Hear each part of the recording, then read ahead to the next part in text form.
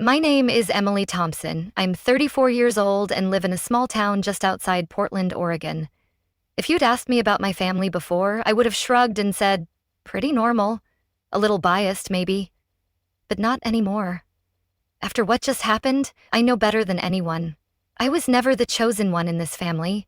My heart still aches from the realization that I was always an afterthought, a placeholder for their pride in my sister. I was just the shadow beside the shining star my parents proudly called their perfect youngest daughter. Sophia, my younger sister, is 31. She was raised like royalty in real life. Every time she so much as frowned, our house felt like it had been hit by an earthquake. She got everything: a brand new Jeep the day she turned 16, a study abroad trip to Spain just because she wanted the experience, and a group of loud, over-the-top friends my parents still called the future elite. Her every whim was a command, while my efforts were met with indifference, a silent dismissal that cut deeper each year. And me?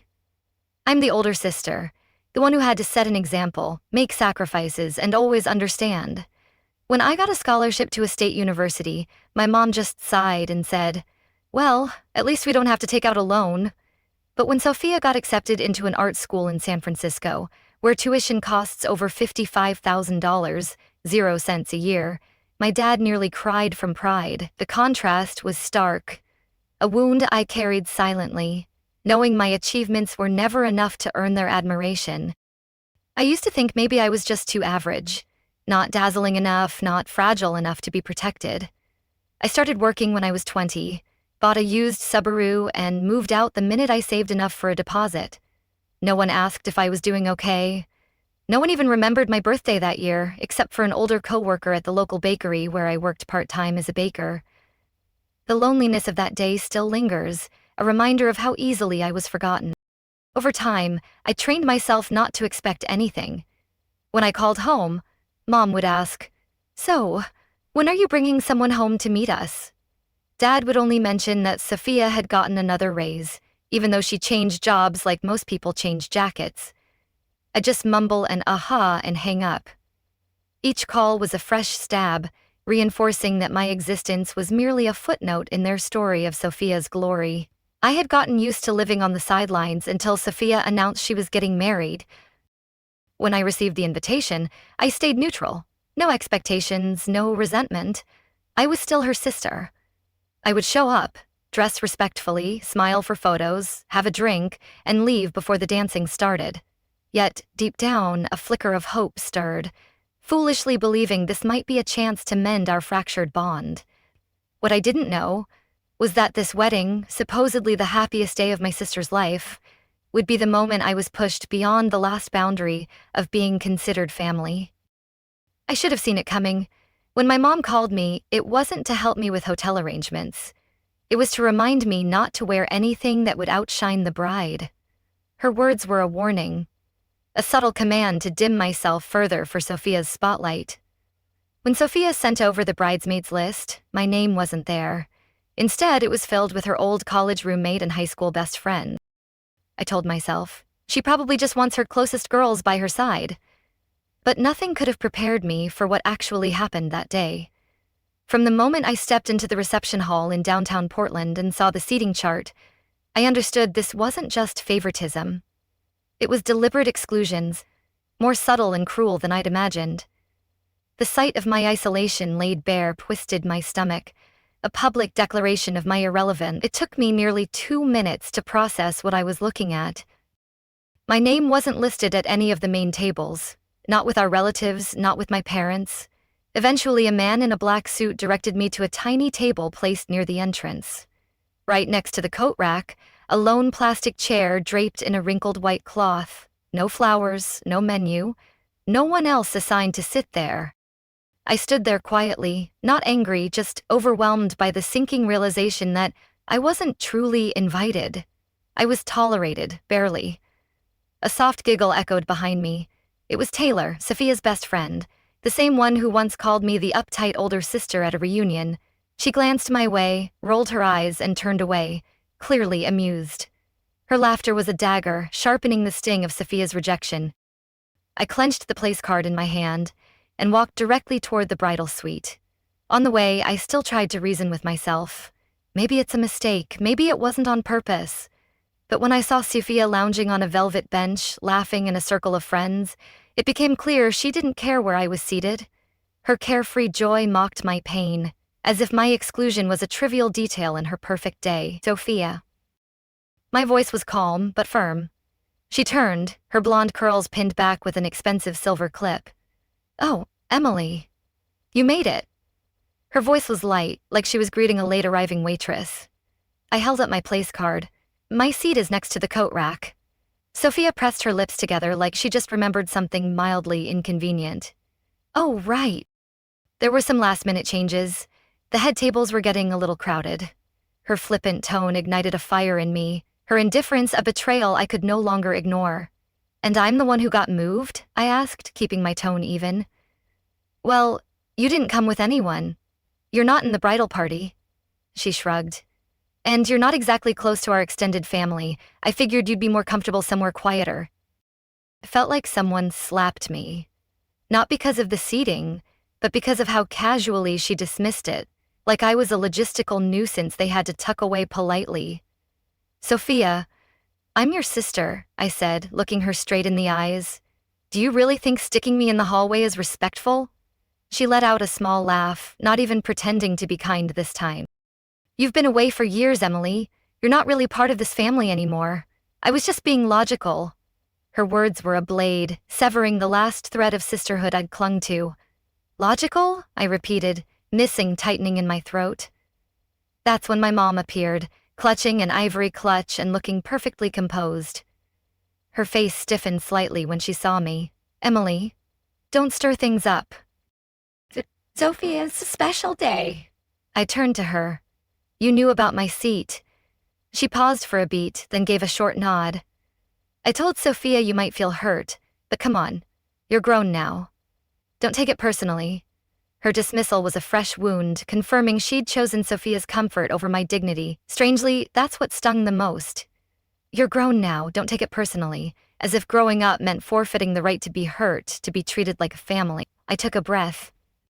"So just because I live on my own and didn't bring a +1, I'm no longer considered family." My mom glanced at Sophia, then responded slowly. "Emily, families change. Everyone has a role, and today your role is to support the bride." I stood still. I didn't argue because in that moment nothing I could say would matter. Instead, something colder took its place. Clarity, sharp and quiet like metal against stone. They weren't careless. They had chosen to let me know. I don't belong here anymore. And there's one thing Sophia forgot. I'm still the only person in this family who knows exactly what's behind that white dress she's wearing. Secrets she shared in confidence, now a weapon I held, ready to wield if pushed further. I walked out of the bridal suite with a heavy heart. Not angry, not hurt. It felt like a string inside me had just snapped, and I had no intention of tying it back together. When I returned to my forgotten table near the coat rack, I saw a woman I didn't recognize standing there, holding a glass of champagne, her eyes skimming over my name card. She turned toward me with a smile I couldn't quite call friendly. "You must be Emily." Her voice was soft but sharp. I nodded cautiously. "Yes, I'm the bride's sister." The woman nodded slightly, a glimmer of amusement in her eyes. "I'm Barbara, the groom's mother. Sophia hasn't said much about you. Honestly, I thought Emily was an old college friend." Her words were a deliberate jab, meant to underscore my erasure from Sophia's narrative. I didn't respond. She looked at me for another moment, then set her glass down right on the table next to the restroom, the spot no one wanted to linger near. Strange, a biological sister not seated with the main guests. "Are you sure you're close to your family?" A casual question laced with deliberate intent. I didn't need a second guess. She knew exactly what was going on, and she was enjoying it. I smiled calmly. "I guess Sophia prioritized those she's closest to." Oh, she tilted her head. "So her own sister doesn't count as close?" That's when I realized Barbara didn't just wander by. She arrived at the perfect moment, in the perfect place, armed with the perfect words to push me one rung lower on the ladder my family had already built. And Sophia, My sister, who had just told me to my face that I was no longer family, had clearly shared a one-sided story, enough for her future mother-in-law to look at me like a pitiful outsider. Maybe even a joke. What a shame, Barbara continued, her tone still measured. In every wedding I've hosted or attended, those closest to the couple usually sit in the best spots. I chuckled, not hiding it anymore. Yeah, that's what I used to think too.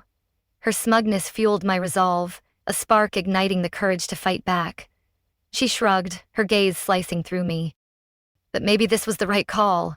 Clearly, you're not the centerpiece. Just one sentence, a clean, cold cut. And in that moment, hearing this woman Sophia had been desperately trying to impress openly diminish me at her wedding, I knew I had been placed exactly where they wanted me. Lower, quieter, easier to ignore. But then I remembered the things Sophia had whispered on the phone at those little coffee meetups we used to have, just the two of us. How she once called Barbara the queen of control, and admitted she was only putting up with her until the wedding's over so she could avoid drama. I tilted my head slightly, meeting Barbara's probing stare. Honestly, I'm a little surprised to see you being so friendly. Oh. Barbara blinked. Why is that? I shrugged. Sophia usually gets tense whenever she talks about you. And she even said, "Let me think. If she gives a speech at the wedding, I swear I'll walk out." That line stuck with me. Her hand holding the glass froze. Her smile shifted. Less polished, more ice. I went on, my voice light, like commenting on the weather. She also said you were too controlling and that she was only tolerating it to avoid conflict in front of her fiancé. My words were a calculated strike, turning Sophia's own venom against her. Barbara stared at me for a long moment. What did you just say? I tilted my head, feigning confusion. Oh, maybe I remembered it wrong. Anyway, that's between you two. I shouldn't get involved. The air between us turned thick, and in that moment, I saw something Sophia never wanted me to witness. The hurt in her mother-in-law's eyes. A woman who once seemed untouchable, now stood frozen like someone who had just realized she'd been betrayed. I turned away, grabbed a glass of water from my sad little table, and walked toward the back of the hall. My steps carried a newfound strength, each one a defiance against their attempts to bury me. But unlike the first time I'd walked away in quiet resignation, this time I carried a storm with me. When I returned to the reception hall, the music had shifted to a soft ballad. Glasses were full, and all eyes were turning toward the couple who were preparing to begin the ceremony. I stood at the edge of the corridor, watching as Barbara, the woman who had mocked me just minutes earlier, now marched toward the podium with a face like stone. No smile, no grace. Just moments ago, she had taken pleasure in poking at me. Now she was heading straight for her daughter-in-law-to-be, her eyes sharp as a blade. Sophia had just stepped out from backstage, gripping her white bouquet. She smiled and greeted guests on both sides, acting as if everything was perfect. But when she caught sight of Barbara's waiting glare, she paused, mid-step. The tension between them crackled, a prelude to the chaos I didn't know what Barbara would say, but I knew this. She wasn't the kind to swallow humiliation easily, especially not the kind whispered behind her back and now laid bare in public. No one noticed me walking toward the podium. I didn't shout. I simply lifted my glass of orange juice to chest level, stood tall, and spoke. "Excuse me, may I have a moment?" The music softened. A few heads turned. Sophia spun around, her eyes darting to me, panic flickering beneath her flawless makeup. "What are you doing?" she hissed under her breath, still forcing a smile. Her fear was palpable, a crack in her perfect facade I was determined to widen. I didn't look at her. I kept my gaze on Barbara, the woman standing completely still, both hands clenched in front of her. "I think it's time to clear a few things up. I've heard too much, and now everything needs to be put back where it belongs." The air in the room froze. "Mrs. Barbara?" I turned toward her, keeping my tone steady.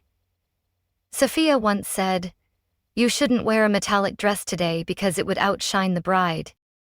Isn't that right, Sophia?" Sophia's face drained. "Shut up," I continued. "She also said that if you gave a speech at the wedding, she'd throw on the veil and walk out." A soft laugh rippled from the left side of the room. I saw one of the bridesmaids cover her mouth, eyes flickering between shock and amusement. "Sophia," Barbara growled. "What is this?" Sophia stammered, her hands visibly trembling. "No, it's not like that." I tilted my head. "Not like that? Then what about when she said she'd tolerate you for a few more months and then find reasons to limit visits after the wedding? Or when she called you power-hungry enough to want to control the wine selection?" "Stop it!" her face screamed, her face flushed deep red. Her desperation was a spectacle, her carefully crafted image unraveling before everyone. But I wasn't done. "Barbara, you don't have to believe me, but Sophia once said, word for word, I'd rather get married without a ceremony than let my mother-in-law give a boring speech that puts everyone to sleep." Whispers rippled across the room like a rising tide. The music had stopped entirely. All that remained was the sound of truth peeling away the perfect facade. My mother stood frozen in the far right corner, pale as paper. My father stared down at the floor, wishing to disappear. I scanned past them. The same people who told me not to make a scene now left without a place to hide. Barbara stepped forward, no longer angry, just visibly crushed. "My daughter," she said slowly, eyes locked on Sophia like she was seeing her for the first time. "So, this is how you speak about your new family?" Sophia faltered. I didn't think she would. Oh, you didn't think your sister would be here, or that someone would expose you in front of everyone?" Barbara's voice wasn't loud, but it thundered through the now silent ballroom. The room held its breath, witnessing the collapse of Sophia's carefully curated lie. Sophia turned toward me, her eyes no longer filled with anger, just pure hatred. "You ruined everything." I met her stare calmly. "No, Sophia. You did that all on your own. You just didn't think anyone would speak up. You made this up," Sophia shrieked, her high-pitched voice echoing across the hall. "You twisted everything I said just to ruin my big day." I said nothing. I simply stood still, facing the crowd of guests who remained frozen, unsure whether to look away or keep watching this unexpected performance unfold. Barbara took a step back, her fists clenched. "Made it up? So I imagined all those late-night calls. I hallucinated what you said about me and my family." Sophia rushed forward, trying to grab her hand, but Barbara pulled away sharply. "I've poured time, money, and my name into this wedding, and what do I get? A daughter-in-law who talks behind my back, fakes politeness in public, and builds her entire image on lies." "I didn't mean it that way," Sophia hissed, her face burning with a mix of panic and rage. She turned on me, her eyes lit with fury. "Is this what you wanted, Emily? For me to lose everything, for people to pity you?" I kept my voice even. "I said it because you've used people as props for too long. Today, your act finally ran out." At that moment, Reed, the groom, who had stood frozen in the chaos, finally spoke. "Sophia, is it true?" His voice wasn't loud, but it sliced through the discomfort like a blade. A hush fell again. "No!" Sophia shouted, shaking her head violently. "Reed, you know me. I was just overwhelmed, okay? I didn't think what I said to Mila would ever be turned against me." Reed frowned. "So you did say those things?" "I was just venting. I didn't mean anything bad about your mom." "You know me," she pleaded, nearly clasping her hands together. Barbara let out a bitter laugh and turned toward my parents, who had remained silent the entire time, as if they weren't involved in all. "And you too," she said clearly, her voice no longer courteous. "This is what your parenting produced. Someone who lies, manipulates, and shifts blame onto the person who dared to speak the truth." My mom turned pale, shaking her head nervously. "Barbara, I believed Sophia didn't mean any harm. Never fault her for being who she was. No harm." Barbara cut her off, voice rising. "And yet, she didn't hesitate to use my family as a tool to maintain her image. What a masterpiece of double-May living." My dad gently tugged at my mom's arm, signaling her to stop talking. But it was already too late. The entire energy in the room had shifted. A carefully orchestrated celebration had spiraled into full-blown disaster. Some guests were already standing. Others avoided eye contact with the bride, as if even looking at her was shameful now. Reed pulled his phone from his pocket, glanced at the screen, then looked up. Sophia, did you know my mom called me last night at 10:00 p.m., worried that you've never once reached out to her on your own? Sophia stayed silent, hands clasped tight. I thought you were just reserved. But after what I heard today, I'm not so sure anymore. That sentence hit Sophia like a brick, her face drain of color, then flushed with anger. You're calling off the wedding over something my sister made up? Reed took a step back, his name. I don't know who to believe anymore. But I do know I can't walk into a marriage built on secrets and two-faced words. His words were a death knell, shattering Sophia's dreams in front of everyone. Sophia looked around as if hoping someone, anyone, would step up and salvage what was left of her crumbling image, but everyone remained silent. She turned to me, her voice hissing through clenched teeth. You won. I met her stare calmly. No one won, Sophia. You just made yourself lose. Her hatred was a mirror, reflecting the consequences of her own deceit. I stood there for a while in the middle of the reception hall, bathed in soft yellow light, surrounded by eyes pretending not to watch. No one called after me. No one stepped up to defend Sophia. The air hung heavy like forged iron, pressing down on every guest, as if every mask in the room had slipped out of place. I took a deep breath, then turned. No rush, no shame. I walked straight toward the gift table, draped in white near the stage where Sophia and Reed had planned to stand and receive well wishes. My mother called out softly, Emily, what are you doing? I didn't answer. She knew. Everyone in that ballroom knew. The small wooden box I brought that morning still sat neatly among the flashy gifts wrapped in silver ribbons. It wasn't the most expensive present, but I'd spent weeks choosing it, having their names and wedding date May 24th, 2025 engraved on the glass. A gift that carried real meaning, a gesture from the heart before I was pushed aside like a stranger at someone else's dinner. I bent down, lifted the box with both hands, and turned to face Sophia. Her eyes widened. You can't be serious. I gently tightened my grip. You said I'm not family anymore, so there's no reason to keep a gift from a stranger. Sophia's face turned crimson. You're so immature. Even now you have to cause a scene. I let out a soft laugh. Oh no. I'm just reclaiming a misdelivered package. Wouldn't want it triggering an allergic reaction in your married life. A few guests stifled laughter. Others sighed or shook their heads, but no one spoke up for Sophia. Not a single person. I turned to Reed. Good luck.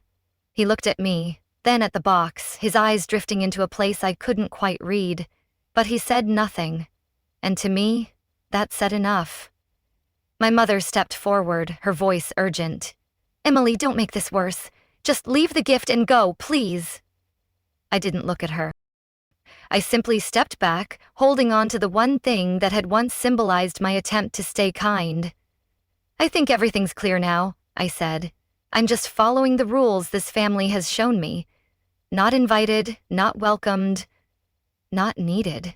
Barbara stood near the champagne table, still watching me, and as I turned away, I caught something I'd never seen in all these years. A quiet nod of respect from a woman who once thought I didn't belong. I walked toward the doors, the sound of my heels echoing lightly against the stone floor.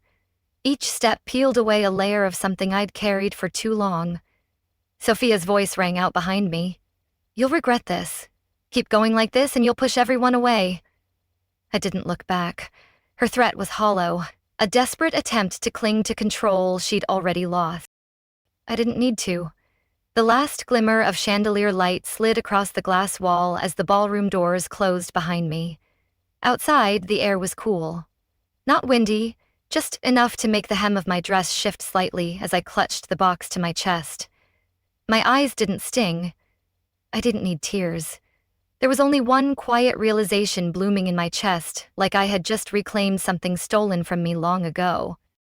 A seat at the wedding, but my self-respect. The next morning, May 25th, 2025, I woke up around 9:00 a.m. Sunlight cutting through the curtains in my living room. My phone, face down on the table beside the sofa, buzzed in short, urgent bursts, the kind of frantic energy I didn't need to check to recognize. I picked it up. 16 missed calls, 9 voicemails, 22 text messages from Mom, from Sophia, even from my aunt in Salem who only ever calls when her daughter's tuition is due. I didn't rush to read them. I brewed a cup of coffee slowly, then sat down and scrolled through the cascade of incoming messages. Mom, Emily, what have you done? You ruined your sister's big day. Call me back right now. This isn't over. You call that sisterly love? Have you no shame? I can't believe you actually did that. Their accusations were a desperate attempt to rewrite the narrative, but I stood firm in my truth. You made Reed doubt everything, all because you're jealous. You will apologize. You have to apologize. Do you think you're right? That's just sad. I leaned back in my chair, coffee in hand, sipping each mouthful like it was the only thing in the room that made sense anymore. Then the final message came from a name I hadn't expected. Dad, call me when you can. Nothing urgent, just think you should know a few things. I hesitated a moment, then tapped. Call. He answered after the second ring. Hey kid, he said, his voice lower than usual. I'm listening, I replied shortly. There was a pause, then he sighed. I wasn't planning to get involved, but yesterday I couldn't just ignore it. I stayed quiet, letting him continue. You might think I've been silent because I didn't care, but the truth is, I've just gotten used to letting your mom and Sophia make all the decisions. I thought staying quiet would keep the peace. But after yesterday, there was no way to pretend anymore.